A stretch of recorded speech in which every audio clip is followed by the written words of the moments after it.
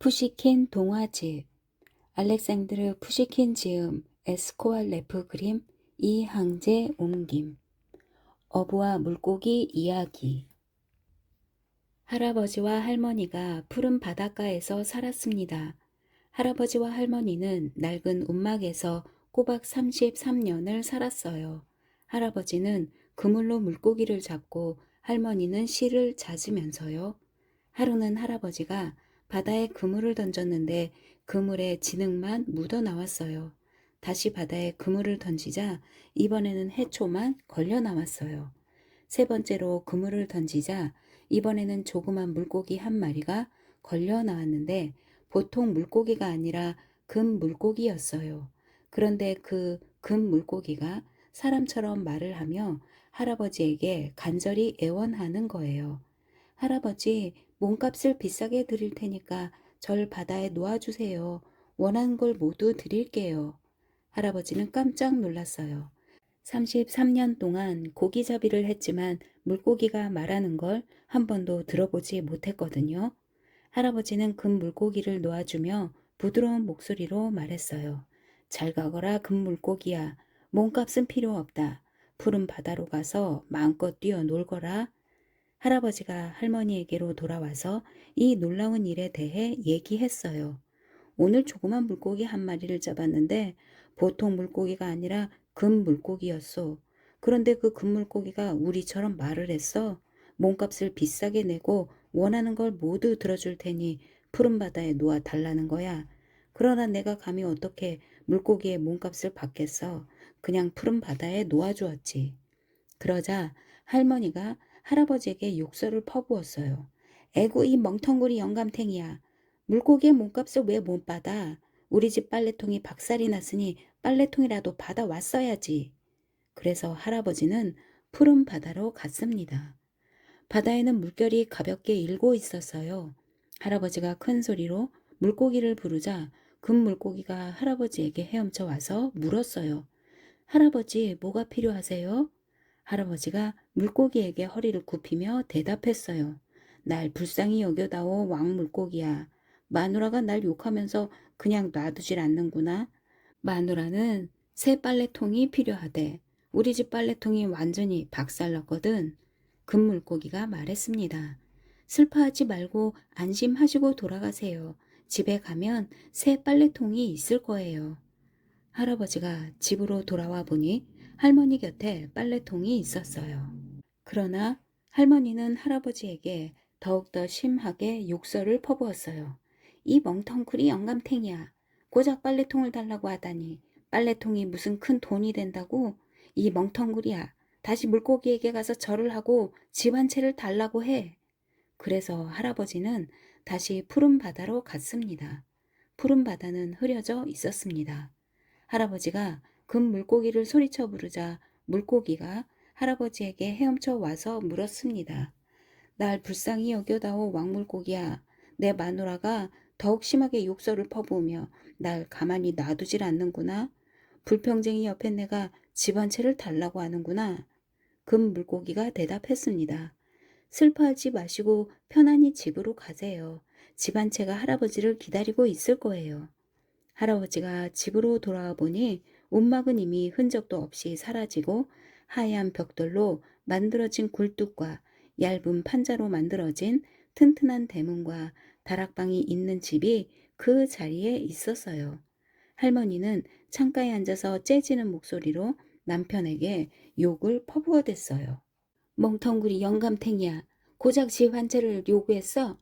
다시 바다로 가서 물고기에게 절을 하고 말을 해. 난 평범한 농사꾼의 아내가 되고 싶지 않아. 난 명문 가문의 마나님이 되고 싶어. 그래서 할아버지는 다시 푸른 바다로 갔습니다.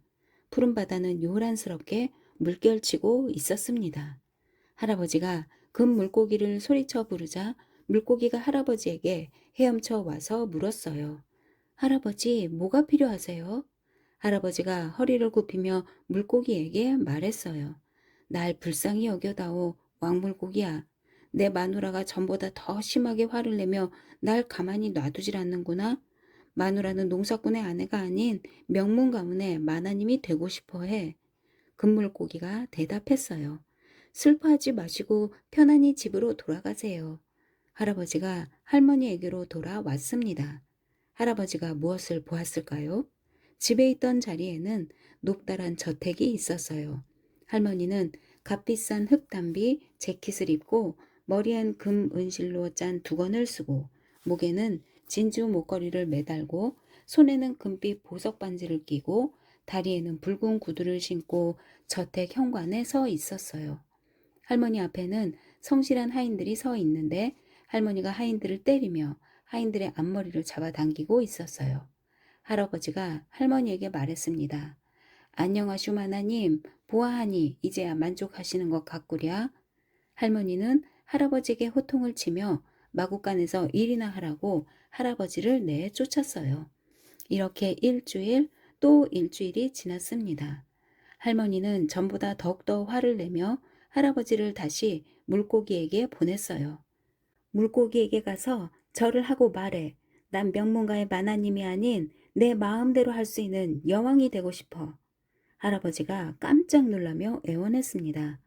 여보 할망구 정말 미쳤소.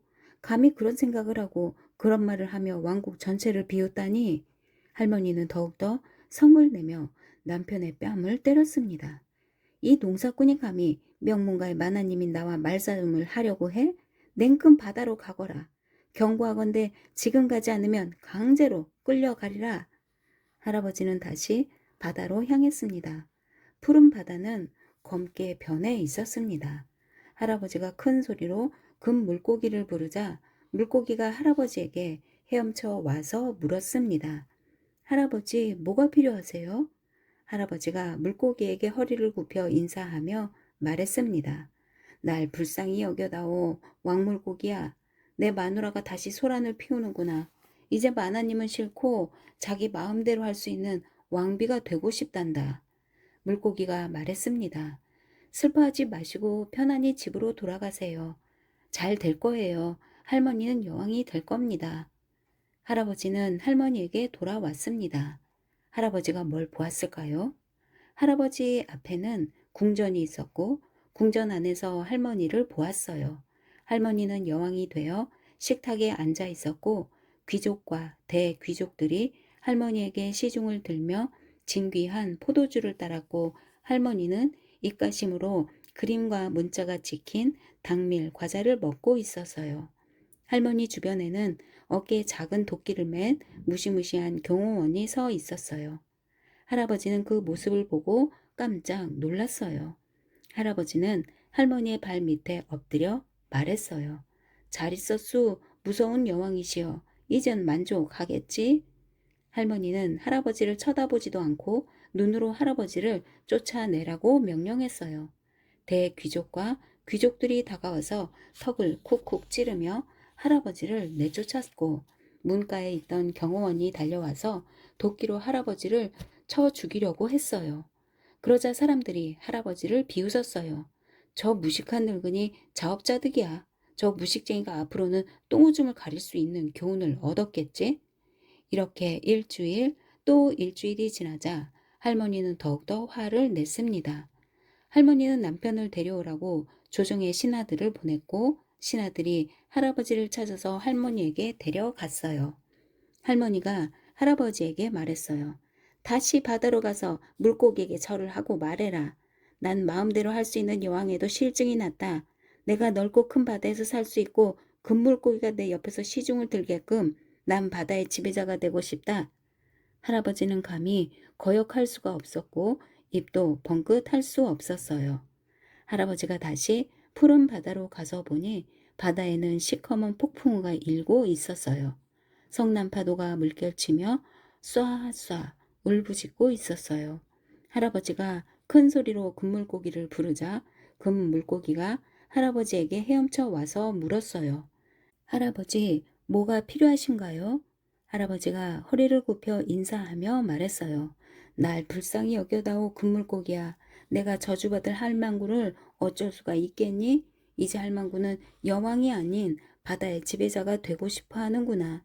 넓고 큰 바다에서 살면서 널 옆에 두고 내 시중을 받을 수 있도록 말이야. 물고기는 아무 말도 하지 않고 꼬리로 수면을 찰싹 때리고는 깊은 바다로 사라져 버렸어요. 할아버지는 오랫동안 대답을 기다리다가 결국 대답을 듣지 못하고 할머니에게로 돌아왔어요. 돌아와 보니 거기엔 다시 움막이 있고 움막 문턱에 할머니가 앉아 있는데 할머니 앞에는 깨진 빨래통이 놓여 있었어요.